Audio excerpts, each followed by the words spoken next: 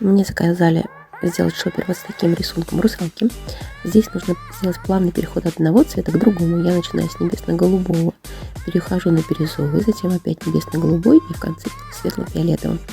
Первый слой нужно как следует просушить.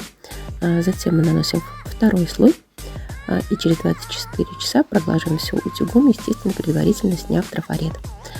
Добавляем мелкие детали. Я сделала наброск и небольших рыбок по бокам. Если вам нравится заниматься росписью по ткани, подписывайтесь на мой канал, ссылка в шапке профиля.